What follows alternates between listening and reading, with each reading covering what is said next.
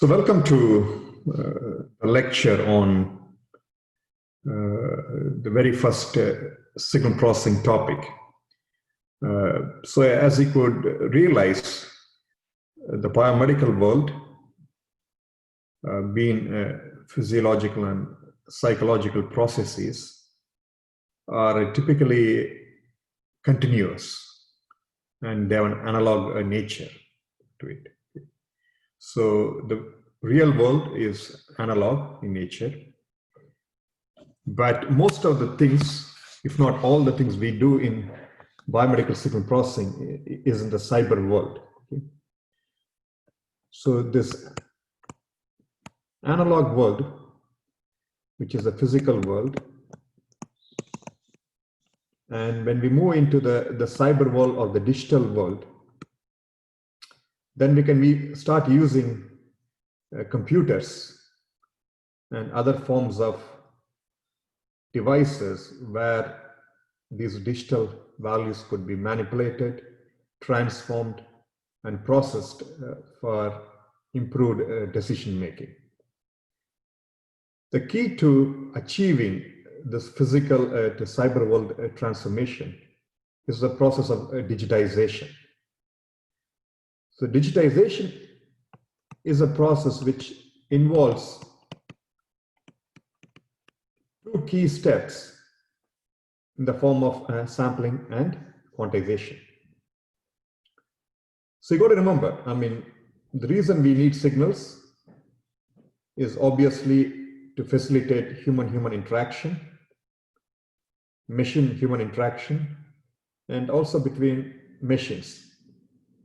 So this kind of interaction goes through a series of steps, right from sensing to pre-processing to processing to transmission of signals, then processing again and analyzing them, and the decision making. So it's a kind of a complete loop that's been covered. Now, with the increase in the number of home-based care systems, like the wearable devices we are talking, and also with the increased connectivity of these devices, which is also called as Internet of Things or IoT, we are looking at a massive digital framework here. It's been talked that there could be 70 billion devices that could be connected to internet at a given time. So these devices could be a simple computer or a tablet or a wearable device or a sensor which is directly on your body. It could be even cars, like the autonomous cars, or it could be UAVs, unmanned aerial vehicles, for example. So all those things are treated now as an object in the internet, and they all have their unique IP addresses. So the digitization has allowed us to do that.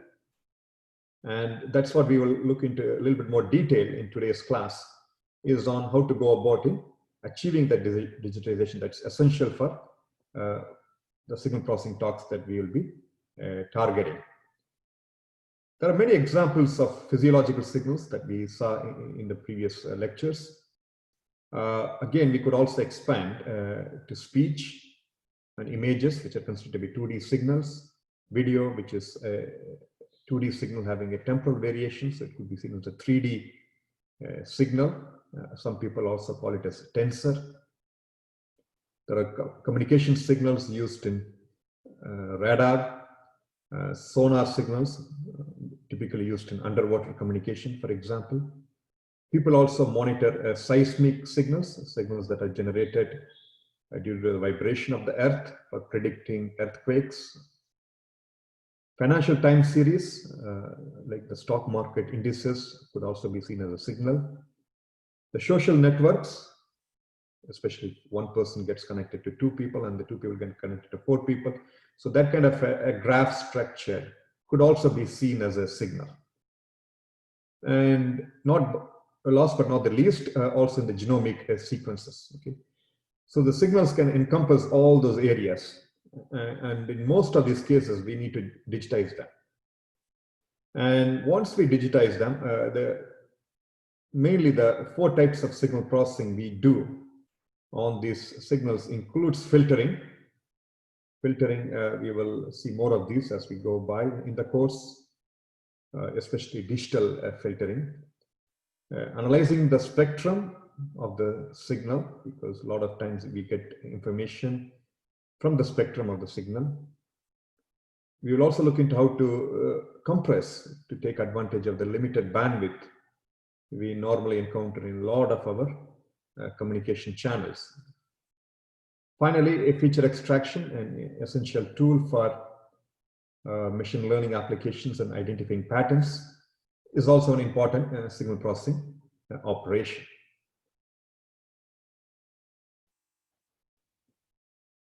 The tools, typically in signal processing, the tools we tend to use from mathematics. We use some statistical tools. Then we realize those techniques and algorithms using computational approaches, and we develop algorithms. Okay, so essentially, these tools enable us to go a little bit in depth into what's happening physiologically and also to some extent psychologically in monitoring both healthy and also people with certain diseases and disorders. So what are the essential requirements of digital signal processing, or DSP? Digital signal processing, or DSP, is based on two important things, sampling and quantization. You would have seen both of these things in your previous courses, but the approach we would be taking in today's lecture is to really see why we need to think about sampling and why we need to think about quantization. They play a larger role, especially if you wanted to monitor physiological signals on a continual long-term basis. And that's exactly wearable devices, for example, are switching towards, where we need to monitor people continuously in chronic conditions, or even people who are in long-term care facilities, for example. Before we get into the details of the digital signal processing block diagram, I wanted to make quite clear the difference between a discrete signal and a digital signal. We know from the representation of a signal, which is nothing but a function of time t, normally we tend to use the signal variable as x in this course. So this is what we write for a continuous time signal, x of t. In a discrete signal, which is nothing but discrete time signal, this time variable gets discretized. The time variable gets discretized. Okay. And this time period is ts, which is nothing but the sampling time. Okay. You could also represent that discrete time signal or discrete signal as x of n. Okay. So essentially, the time variable which is out there has been discretized to take uniformly sampled values in the horizontal direction. Okay. So the key part is that in a discrete time signal, we tend to take samples in the horizontal direction with equally spaced values. Okay, so this is what happens. We tend to chop the signal in the horizontal direction, and if your signal is having this kind of behavior, we tend to take samples that are uniformly sampled in the horizontal direction. So this samples are now called the discrete time signal. You can imagine we haven't put any restrictions on the y-axis of the signal. And typically the y-axis of the signal carries the amplitude value or the magnitude of the signal. In most application tends to be the voltage value, depending on the type of signal we are looking into. But most bioelectric signals, the y-axis is the voltage value. So now in the discrete time signal, we haven't put any conditions on the range of values this waveform can take in the amplitude. And the values are also continuous in range. They are not discretized. So the moment we start to discretize in the vertical direction, start to take uniformly spaced amplitude values, then this signal, discrete time signal, is qualified as a digital signal. So a digital signal is something that has to go through the process of both sampling as well as quantization. It has to go through both the process. Whereas in the case of an discrete signal, it's enough if you just do sampling. Keep in mind, it's quite obvious that we cannot get the discrete signal into a computer. Because of the continuous and the infinite range possible with the y-axis, digital computers cannot represent a discrete signal or a discrete time signal. They're just for the theory and the concept. So what essentially we represent in computers are digital signals that has gone through both sampling and quantization. So keep in mind, when people talk about signal processing, either it could mean analog signal processing without doing anything in digital circuits or computers, purely in the analog domain. It could mean discrete signal processing or discrete time signal processing, where essentially we are working on sampled signals. Or it could mean digital signal processing, where the signal has been both sampled as well as quantized. So keep this in mind. These are all subtle differences, but has quite a bit of implications on how we practically realize that. Now, with that background, we got to think the block diagram of a digital signal processing system. The block diagram of a digital signal processing system is something like this. So this is where the physical world, we take the analog input, and how we detect that is up to our sensing mechanism. In many cases, is basically converting one form of energy to another form. Okay. So if you are looking into, for example, electromyographic signals, EMG, we are trying to convert the muscle vibrations into an electrical signal. If it's ECG, it's the mechanical vibrations of the heart or mechanical pumping of the heart that gets converted into electrical source. Okay. So this physical aspect is important. The energy gets pretty much faithfully transformed from one domain to another domain, and we got to use the right sensing modalities. So sensing and measurement is so important, because if you're not doing a proper sensing and measurement of your variables, then whatever data you get into the system, we cannot expect magic out of it. Okay. So we use the concept quite commonly in computers called GIGO, which is nothing but if you have good input, you get good output. If you have a garbage input, you get garbage output. The same thing applies in a DSP system. Okay.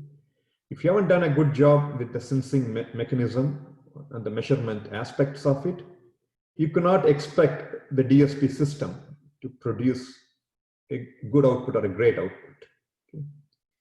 Signal processing, we go one step further into signal analysis, where we tend to take typically a good input and try to produce a great output. Okay, so the GIGO is something you got to keep in mind, because essentially a lot of things we do in algorithmic design is to enhance the quality of the output that we get. Okay. So the physical system being analog, we go through the sampling and quantization process, and it goes into digital input. Then it goes to a DSP system, digital signal processing system. And this DSP system is nothing but a digital circuit. It could be a microcontroller,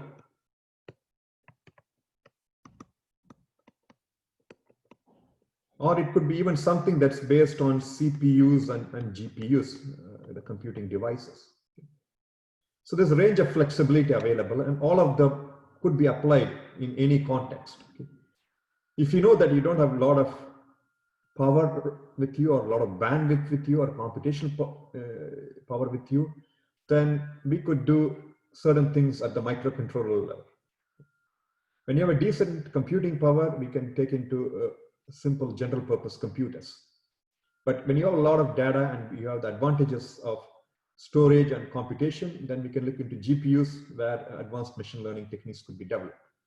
They all have different applications in different scenarios, and we will get to know more as we advance in the course that certain signal processing technique, though they may produce great outputs, you can only run on device constraints or resource constraint environment in a microcontroller, where you need to modify certain requirements of the algorithm to suit such a need. And this is very useful in the current pandemic context, because a lot of companies and a lot of projects are based on a remote monitoring of vital signs, health vital signs. And there you don't have the luxury of having a lot of computational power. So that's where I think the DSP could be scaled down. Then in many cases, after the output is given, we stop here. Only in very few applications we go through a reconstruction process and get the analog output back. Get the analog output back.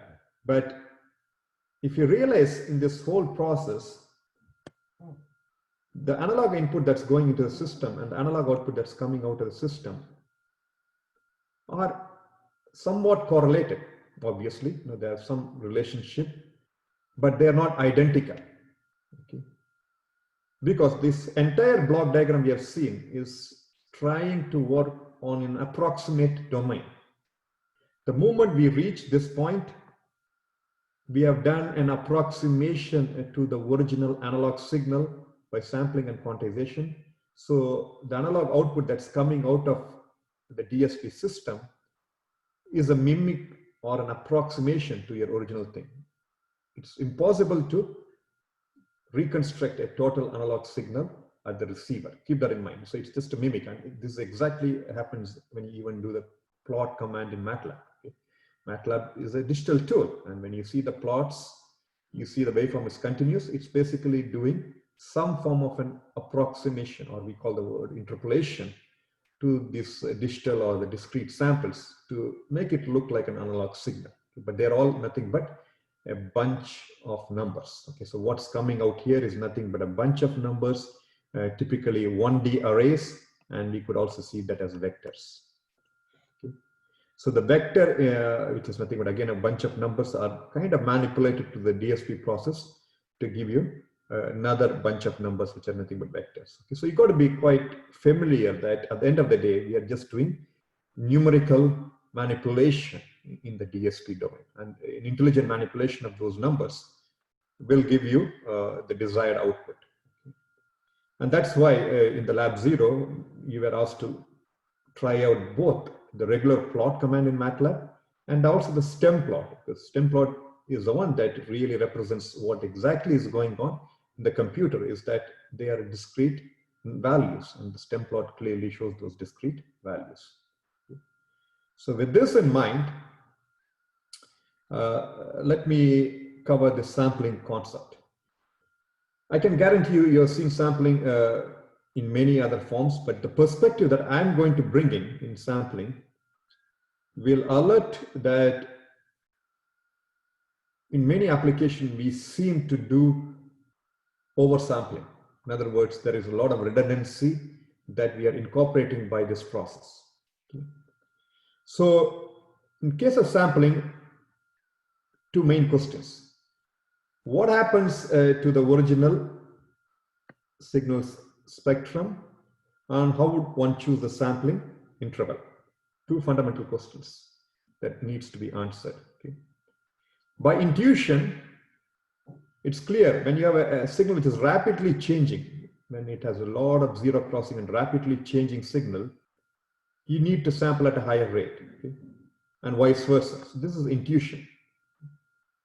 Now, let's look into how to address those 2 points, and the familiar mathematical equation that governs sampling is based on this Nyquist theorem, or Nyquist-Shannon sampling theorem. Okay?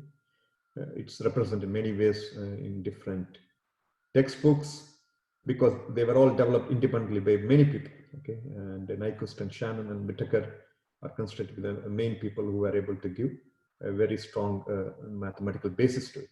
So that it says if your signal is band limited to B hertz, then you got to sample at least at twice the bandwidth, 2B, at least twice the bandwidth. So this is important. The sampling frequency is greater than or equal to 2B. Pretty simple and well-known concept. Okay, sampling frequency has to be greater than or equal to 2B. So keep in mind this band limited assumption that we are making. The signal must be band limited, okay? Assumption that we are making. So typically the bandwidth changes according to the physical processes that we encounter. For example, in geophysics application, when we are monitoring seismic signals for earthquake, the bandwidth tends to be 500 hertz. In biomedical application, typically most of the signals have less than 1 kilohertz as the bandwidth. Very rarely signals go above 1 kilohertz. Mechanical signals like mechanical vibrations that we are trying to monitor for understanding machine conditions, 2 kilohertz. Speech is actually 3.3 kilohertz or 4 kilohertz. And the audio, when we talk about audio, it includes music and other aspects which are non-speech as well, 20 kilohertz. So this is a bandwidth or the maximum frequency occupied by the signal. Okay?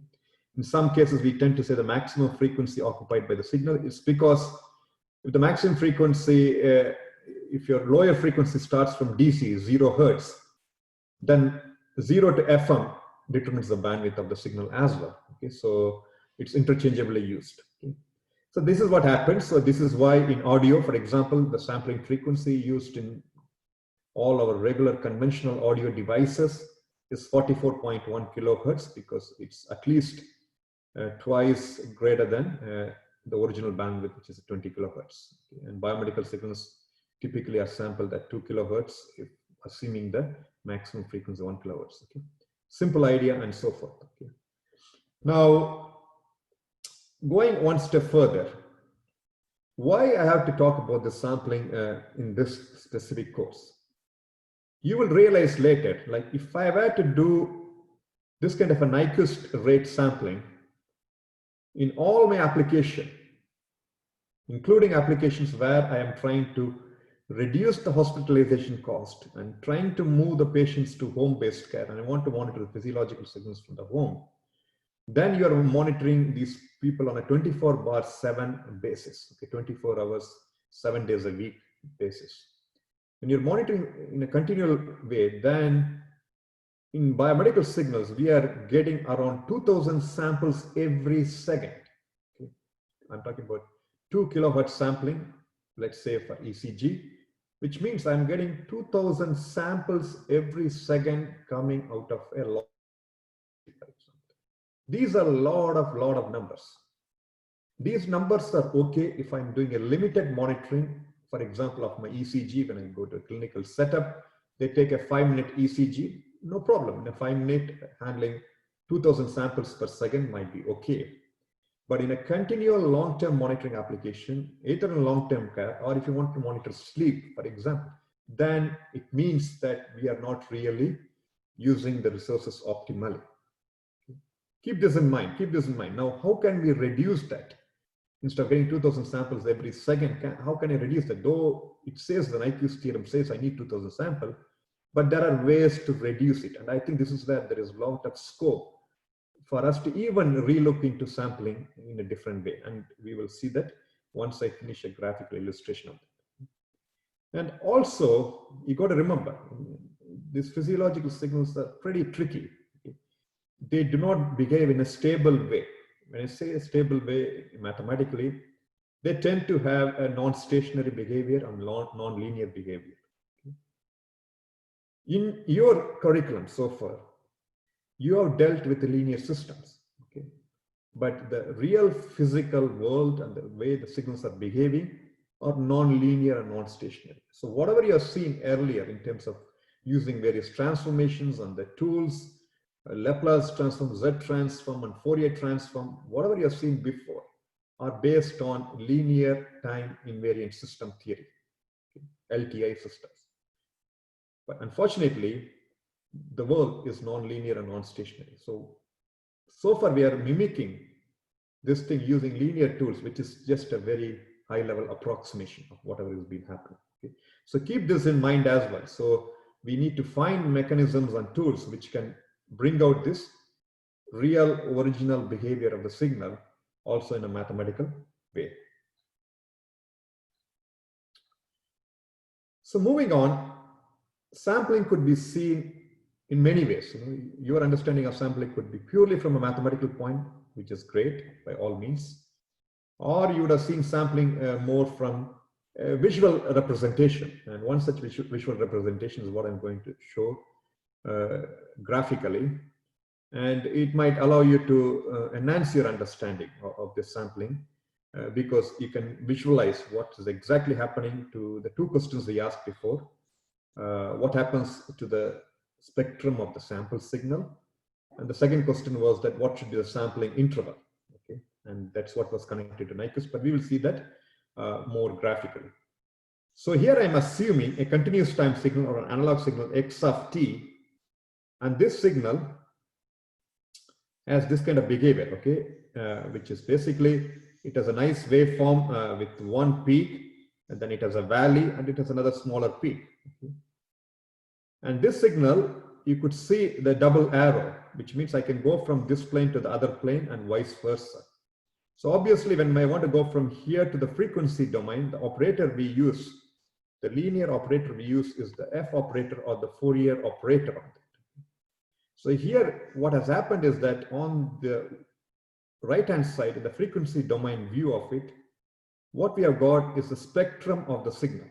And by definition, when you do the Fourier of any signal, you get a two-sided spectrum. You get the negative side and the positive side. So here, the signal is assumed to go from 0 to Fm. And because of the Fourier, the way it's representing a negative frequency also, you also have the mirror image of this thing, which is also going from 0 to minus Fm. Okay? So that's what happens when you do the Fourier transform on the signal. And here, I'm just plotting the magnitude or the absolute value of this quantity, x of f, and what is plotted is the magnitude spectrum. So in other words, I haven't looked into the phase value or the phase spectrum of the signal. So keep in mind, in this course also, anything in the time domain, we tend to use a lowercase variable. Anything in the transform domain, when a variable gets transformed, we tend to use an uppercase. Okay? Okay, so here small x means in the time domain, either discrete or continuous, and uppercase x means it's a transform domain, something like Fourier. Okay. Also, when you have this right side, I can also come back into the time domain by using the inverse Fourier transform, but you need to work that on the complete complex variable x of f, not necessarily only on the magnitude spectrum. Okay. So x of f, the difference here is also, it's a complex quantity, okay, by the definition of the Fourier, because it comes from a basis function, which is based on Euler's thing e power minus j omega representation. So here, what has happened is that on the right side, we have got a band limited signal. Okay. So ideally, in the time domain, I should assume this signal is of infinite duration. Okay. You got to keep this in mind. In the Fourier thing, if anything is limited in one domain, it's unlimited in the other domain. So here, when I say it's limited, band limited in the frequency domain, it should be unlimited in the time domain. Yes, I can easily make that assumption here, because here the signal x of t, when I plotted it, it's in fact unlimited in time, but with a finite support. In other words, the values after this are all considered to be 0. When that's the case, I can easily tell this signal is has a finite support in this area only. Everywhere else it's 0. So I could easily say x of t is a time domain signal of unlimited or infinite duration, just to satisfy the mathematical requirement of it. Okay? So keep that in mind. Okay? Now what happens is that my question comes is that how often we should take the samples from this analog signal. And you would have seen that before. So that's where we are having this train of impulses in this panel, the train of impulses, and each one is spaced at ts duration. So each one has a duration of TS, sampling time duration. So that's the sampling interval I'm selecting. Okay. Now what happens in the Fourier domain, again in the Fourier transform of this, a train of impulses, Fourier is nothing but another train of impulses, but the only difference is that the duration or the width in the frequency becomes 1 over TS. So if anything that's closer in the time domain will be further apart in the frequency domain and vice versa. Okay. So if anything is closer in the time domain, I would have gone further apart in the frequency domain and vice versa. So selection of the sampling time TS plays a role definitely in how the frequency is also represented, because they are inversely related. Okay, so that's pretty obvious and clear. A train of impulses in the time domain with each sample being TS duration becomes 1 over TS in the frequency domain, okay, in the Fourier representation of it. Now, next step is the only mathematical step we do. So I got these two waveforms, the waveform which is here in panel A and the waveform in panel B. Now to get C, all I have to do is multiply A and B. So when I multiply them, then what I'm getting here is the sampled signal in C. Okay. And each sample, as we know before, is spaced in a direct duration of TS seconds. Okay, TS seconds is the intersample interval. Now, this is what has happened in the time domain view. What has happened in the frequency domain view is important. Okay? So here, between A and B, when we do multiplication, in the frequency domain, multiplication becomes convolution. That's the property of Fourier transform or even other transform. So this is a symbol that I'm using for convolution, is an asterisk with a circle, is a convolution. So in the time domain, we did multiplication. In the frequency domain, by the property of Fourier, what's happening is this convolution. So what happens in convolution is that, graphically what happens with convolution is that, basically this original spectrum, which is up there in panel A, gets copied because of this train of impulses B, and it produces this kind of a spectrum C. So basically these things are repeated. They get repeated. And you can see this is the answer to the very first question we asked. So what happens to a sampled signals spectrum? So here, the sample signal spectrum becomes periodic with its own original spectrum. Okay, so it repeats with its own original spectrum. That's what's happening. It's replicating the copies of it. That's what happens with the sample signal. So this is very interesting, because now you see this spectrum, because it's repeating by itself in the frequency domain, will have infinite duration as well. Okay. Now you can come back and see in the time domain, you can see it as a much more limited duration view. Okay, so this duality of having unlimited and limited works well throughout, because we cannot question the mathematics of it. It holds the truth. Okay, so this is what's happening. So very simple graphical illustration of the sampling process.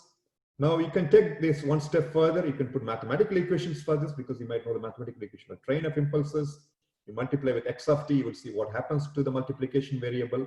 Similarly, you can see what happens in the frequency domain variable. Okay. But the idea is not to really go into the detailed derivation of this thing, but it's to give a graphical illustration of that. Now the question comes, how would I now get back the signal x of t? Okay. So what we have here is that the signal is sampled, great, and the sample signal spectrum is periodic. Now, the idea is that I would use a simple low-pass filter. I would use a simple low-pass filter to separate my signal spectrum. So the low-pass filter that would be used is something like this.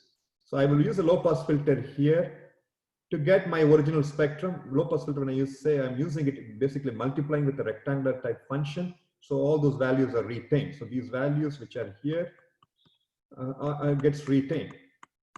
Now comes, okay, what I'm doing, Dr. Krishnan here. Okay. You see here, so we got a sample signal. Now I'm doing another operation on the frequency domain by using a low-pass filter. Now when we use this multiplication operation, what happens in the time domain? Similarly, multiplication becomes convolution in the time domain, but this thing gets convolved with the Fourier or the inverse Fourier transform of rectangular function, which is nothing but a sinc function. As you know, the Fourier transform of a rectangular function or inverse Fourier transform of a rectangular function is nothing but a sinc function, which keeps going like that. So multiplication in the time domain leads convolution, as we have seen before. Now, I'm doing a multiplication in the Fourier domain or the frequency domain. That will lead to convolution of the sinc function with the train of impulses. It will be having a lot of the sinc function going around like that. So when I have all the sinc functions going around it, and if I plot the envelope of the signal, I get back my original signal. Okay, so that's what's happening here. So when I use a low pass filter, I got my original signal thing. Now from the sample signal, if I want to get the continuous signal, it's basically getting convolution with the sinc function, and sinc function convolution looks more like an interpolation. So this process is called interpolation, or people call it sinc interpolation.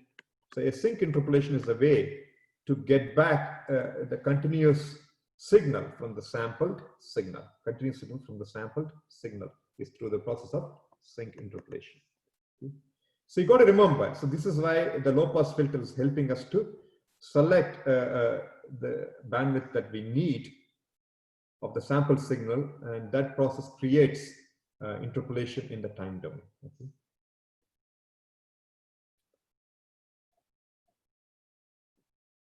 Now, everything looked great. Everything looked great, and probably everything is probably easy to follow also in the previous presentation.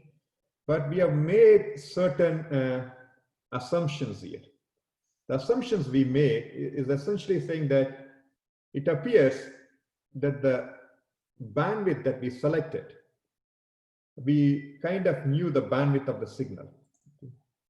And here we are assuming we know F1. Okay. So that's one of the key assumptions, is that before you start applying the sampling operator, is that you got to have a sense of what could be the bandwidth of the signal before you start sampling, because that plays a key role. So I have given an approximate range of sampling frequencies, or the maximum frequencies, a couple of slides ago, like telling audio has a maximum frequency of 20 kilohertz. You know how to sample that, no problem. But let's assume you are given a brand new problem. You're asked to monitor a brand new signal. Okay, let's assume it's a chirping of a bird. Okay, a bird is chirping, and you are asked to analyze that signal. Here, you're not given anything as a design engineer. You have to start from scratch. Okay, chirping of a bird, no parameters are given, no bandwidth is given.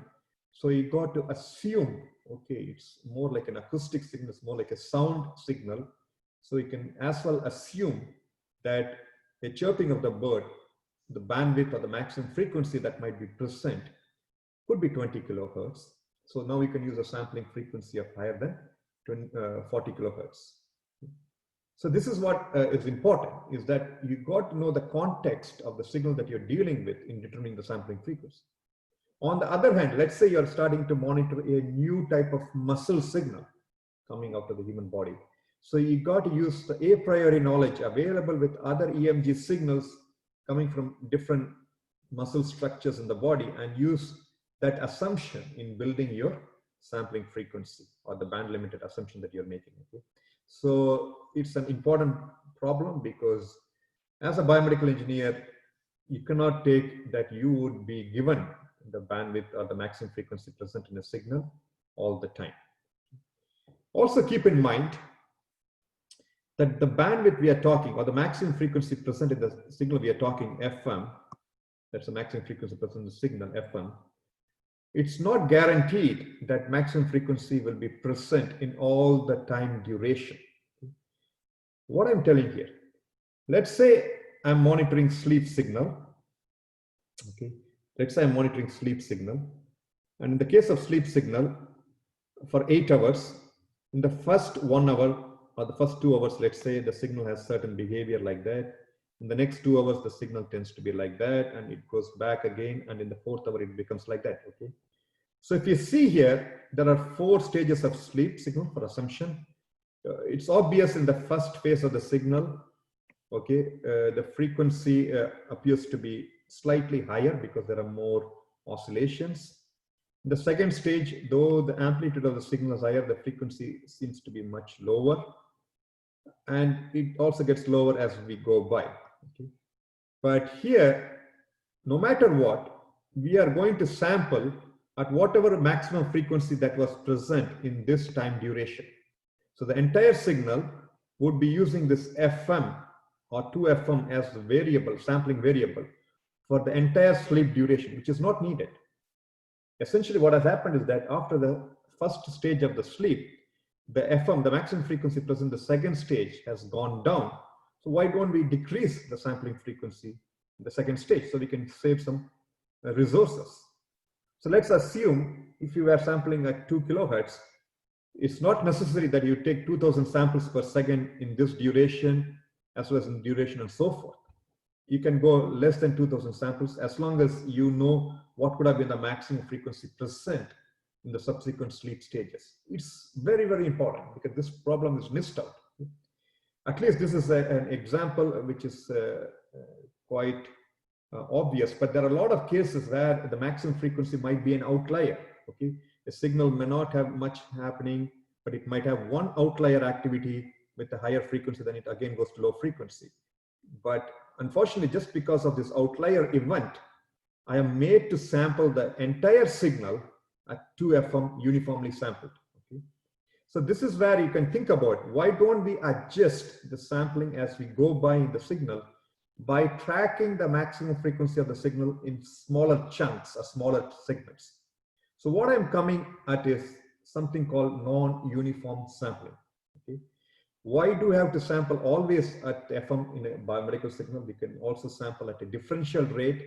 This will allow you to save a lot of resources, will be pretty useful in saving your battery power and many things which you will understand later. Okay, so what you have seen so far was uniform sampling, but there are options for us to go to non-uniform sampling by using intelligent assumptions about what would be the maximum frequency present in smaller chunks of the signal rather than thinking the signal holistically. Now, previously we saw when you make wrong assumptions about the maximum frequency of the signal, then instead of the spectrum of the signal repeating like this as we go along, the sample signal spectrum, when you do a slower rate sampling, when your TSS are far apart, then what happens to the FS? For example, when I sample slowly, when I say sample slowly means I'm keeping these guys apart. Instead of sampling here, here, I'm just sampling at these 2 points, for example. So this is a longer time duration TS. Because of that longer time duration, what happens to the pulses here is they come closer because of the Fourier property. Okay, it's 1/T, they come closer. So if they're coming closer, then because of this multiplication becoming convolution, I will end up in a case which is called something like this, undersampled signal, aliasing. So here the spectrum will start to overlap, and I will have a problem to say at this particular region whether the signal is coming from a high frequency part of it or low frequency part of it. So you have to be, that's why you have to be very careful when you're selecting this sampling frequency to make sure you're not undersampling your process, which might lead to aliasing. And aliasing could mislead the subsequent processing and even many of the machine learning outcomes. On the other hand, oversampling, like if I make sure my TS are very closely spaced, as we have seen before, it makes your frequency impulse train far further apart, which means this spectrum gets copied at points where they also have enough bandwidth between them. And this is exactly I'm pointing out here. Here it's safer. If I use a low pass filter to separate it, it's easy to separate. There is no overlap of the spectrum. So oversampling leads to what's called a God band between adjacent frequencies. And it's very much desired in many applications because it doesn't give aliasing. It really gives easy representation of your sample signal spectrum. And also it becomes easier to separate by using a low pass filter like what I have drawn here. You don't have to worry about having a perfect low pass filter. You can use any low pass filter, even with a non-sharp cutoff to remove it.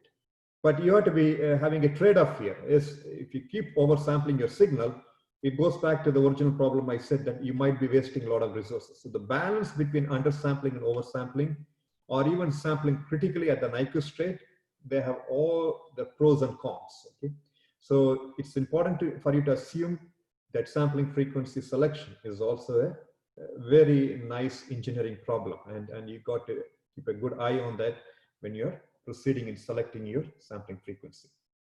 Now, the next process, because now what I have done is that we have got horizontally discretized version of your signal, which is nothing but sampling.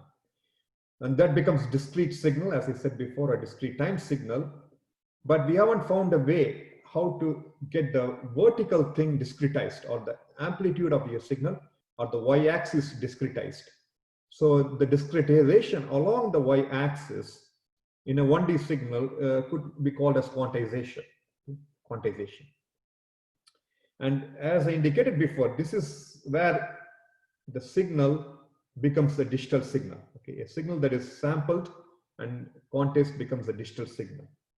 Now, quantization, it's obvious that because you are taking discrete samples along the vertical direction, and I will come to the theory that corresponds to that, there will always be error between what you got in the digital signal and the original discrete signal representation in the amplitude value. That error, people call it as quantization error, and we will get into a little bit more detail about that quantization error. In many cases, this quantization error has to be tolerable to you. When you say it's tolerable, it means if you try to listen to a signal, like an audio signal, the quantization error should not introduce any noticeable perceptual distortion to the ears. If you're talking about quantization of images, you shouldn't be able to see any perceptual differences between the original analog signal, discrete signal, and the digital version of it. So maintaining the balance between quantization process and what we perceive and the information loss is another interesting connection. Now, thing to remember is that in the analog to digital conversion process, similar to what we have seen with sampling like the Nyquist theorem, the figure of merit, the mathematical figure of merit we use is called SNR Queue, similar to the quantization noise ratio.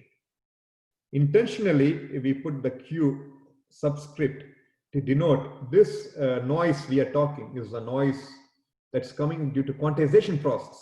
Okay? In other words, the quantization error. It's not the noise that we encounter in communication channel or during measurement process. It's an error that comes due to quantization process, and it will be called a quantization noise. Now, how do we define SNR Q? Similar to other definition of SNR, it's signal power by quantization noise power. Okay. Keep this in mind because SNR Q is the second most important figure of merit for a digital signal. The first figure of merit you have seen before, Nyquist sampling rate. The second figure of merit is SNR Q. Now, simple derivation of SNR Q, I'm not going to get into a lot of details of it. We will see an example later.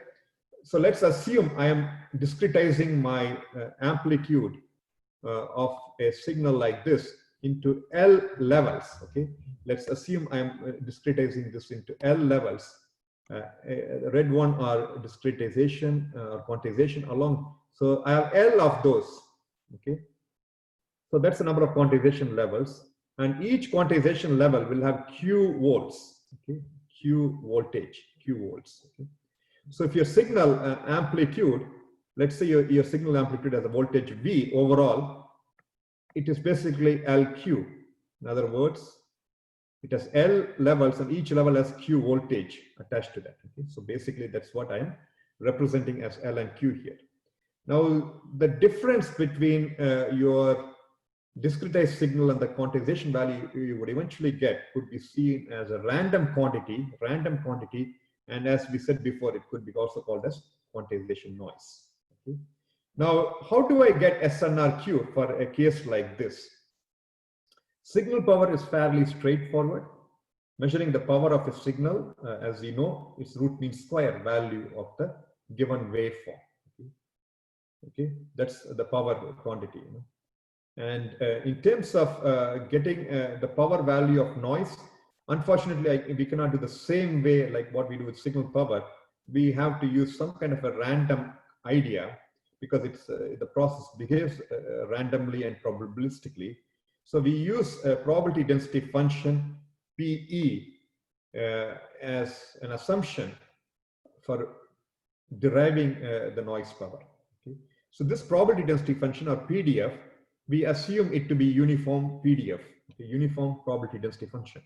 Uniform PDF is, as the name says, it has a uniform distribution along its random variable. So it will have a distribution something like this. Okay, if this is your E, this is your P of E. And as you know, with any PDF, the area under the curve is 1. Because that's the maximum probability you could get. Let's say if that event was tossing a coin. Tossing a coin is also a uniform PDF. It's the probability of getting a head is 1 by 2. If I plot it, it's like that. Probably getting a tail is 1 by 2. And if you see, it's a discrete value, but it is a discrete uniform PDF. This is the probability of getting a tail. Okay? So this is an event where we assume the noise to have a uniform PDF. So keep in mind, the assumption is the noise as a uniform PDF. So when we go through this thing, when we measure what's called the variance of this probability density function PDF, variance of the probability density function, then that quantization noise variance could be called as a quantization noise power.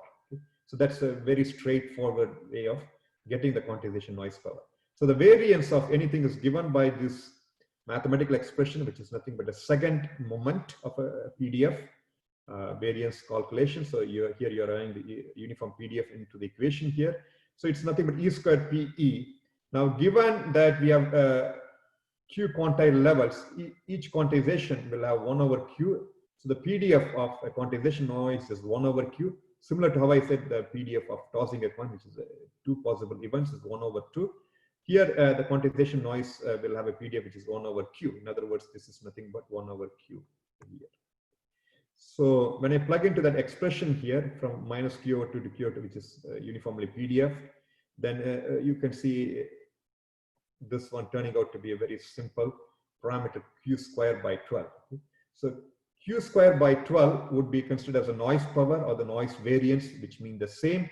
Because it's a random quantity, we are using the word variance to denote the power here. Okay. Now signal power, as I indicated before, is Vp square, peak square. Okay. It could also be seen as a root mean square. V peak square is not V peak to peak by 2, the whole square. So it becomes LQ square here, which is nothing but L squared Q square by 4. Very simple, straightforward plug-in. Now, in terms of SNR Q, now this is what I have as signal power, which I just showed right now. And this is a noise power. It turns out when I plug into this equation for SNR Q, we end up in having 3L square. So that's another figure of merit that you got to keep in mind, 3L square. Okay, so the derivation is pretty straightforward. We assume the noise to have a random behavior and we use probability density function as a way to compute noise power. I will be talking more of this, how to deal with the random quantities when we come into middle of this course, because many physiological signals, as I pointed out before, tends to have a behavior which is not necessarily deterministic. It's random and it has a non-stationary process. Okay, so SNR Q is a 3L square. Okay? Just like how with the Nyquist theorem, we said the sampling frequency Fs should be greater than or equal to 2Fb, or the maximum frequency 2Fm. Similar to that, SNRQ is 3L square. Okay. So maybe the concept will get much more clearer if I take this example. Okay. So you understood so far what I have taught. So with this example, what I'm showing here is that we have taken an analog signal and I have assumed the maximum frequency present in the signal is 2 Hertz. Okay. Because of that, I'm going to take my sampling frequency Fs to be 5 Hertz or 5 samples per second. So you see, I'm taking 5 samples from this signal, which are uniformly spaced, and it follows a Nyquist sampling rate, which we just taught. Okay, so I got 5 of these red points, okay, discrete values. So I have done the sampling of the signal, which is done. Now the next step, as we discussed before, is the quantization process. Okay, so I'm going to do the quantization process, which means I have to take things from the vertical direction, discretize in the vertical direction. So here, what we are doing in terms of quantization is that I'm going to quantize my signal into 4 levels. Okay, so 4 levels. This is let's assume level 1, this dotted line, level 2, level 3, and level 4. My 4 quantization levels. So what happens is that in this process, this first red sample that I'm looking into is around a voltage. For example, let's assume the voltage here is 0.7. That's the actual value, 0.7. But because of the discretization of the amplitude into 4 fixed levels, this 0.7 would be mapped to the closest quantization level, which is L3 here. And L3 is nothing but, so this will be closest to L3 compared to L4 or even L2. So this particular red sample would be mapped to level 3, which is 0.5 volt. So let's assume the second sample has an actual value of 1.6 volt, and this is obviously very close to level 4, 1.5 volt, the level 4, it's closer to 1.5 volt. Okay. Now comes the third thing, which is again a 0.7 volt, similar to the first sample. It will be mapped to 0.5 again. Now coming into negative 0.4, negative 0.4 is actual value of the discrete signal. It will be quantized to negative 0.5. Okay. Now comes the very last fifth sample, where the actual value of the sample itself is 1.5 volt, which is exactly level 1. So there is no quantization error at this particular sample, but definitely there's quantization error with other samples. This error is what we called before as quantization noise. So for example, the first sample, there's an error of 0.2 volt. In the second sample, there's an error of 0.1 volt and so forth. Whereas in the very final sample, there is no error. Keep this in mind, okay? This error is tolerable, okay? You can tolerate this error. As I said, in many applications, it doesn't make much of a loss in information, and also doesn't create much distortion when you're trying to listen to a music file or trying to watch a video file, for example, okay? So that's all we have done. Now, next step, which we are doing is that now we are starting to give these guys bit values, because there are 4 levels. So I can represent the 4 levels by using 2 bits per level, okay? So let me use L0, 2 bits for L0. So this would be 0, 0, L3 would be 0, 1, 1, 0, and 1, 1. Okay, because there are 4 levels, easy, 2 bits can be done. So what has happened is that the very first sample, which was L3, is now given a binary representation, bit stream representation of 0, 1. Likewise, for example, if I take your 4th sample, the 4th sample is actually 0.5, which is negative 0.5, which is L2. So that's 1, 0. Final sample is 1, 1, and likewise. So the entire signal, which was having these values, are now mapped into a binary representation, which is 0, 1, 0, 1, 0, 0, 0, 1, 1, 0, 1, 1. Okay. This is exactly what happens in the real world. This is what gets transmitted in the real world, in the world of cyber and digital world. So this entire analog signal, which was having a continuous value like that, has been sampled and quantized to bring it to this binary representation. Because why? Computers do not understand negative 0.7. They do not understand waveforms. They understand only binary values, ones and zeros. Okay?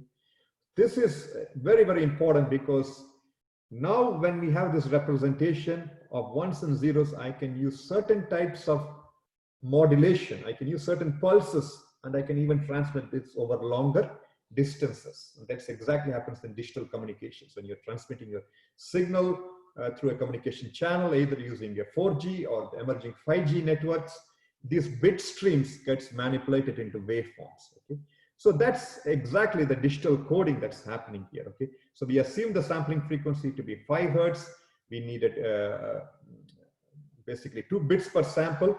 Now I can work out what's called the bit rate of this whole process. The bit rate of the whole process, the sampling frequency was 5 samples per second or 5 hertz, and we used 4 levels, in other words 2 bits per level. So the bit rate of this given simple example for 10 Gbps.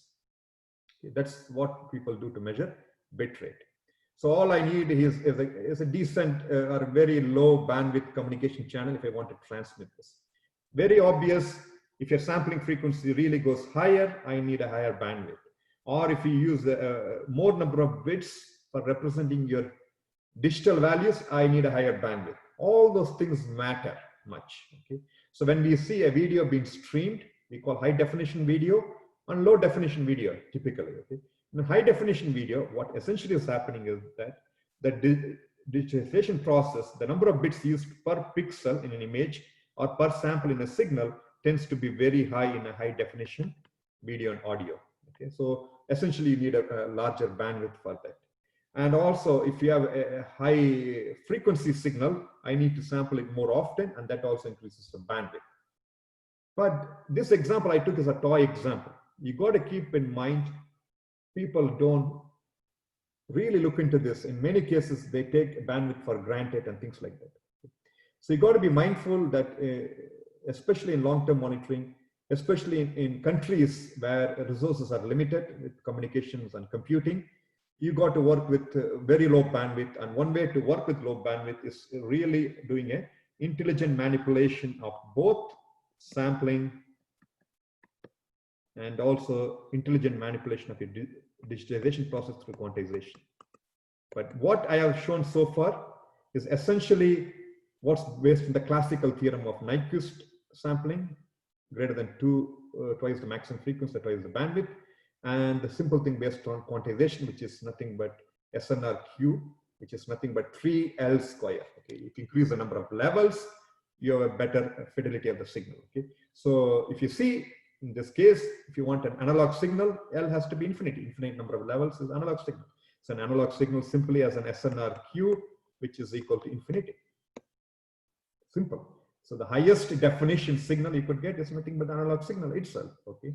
So keep that in mind. And with that concept, you could always work out with whatever physiological signals you're dealing with, what is that bandwidth that you're really operating under. Okay.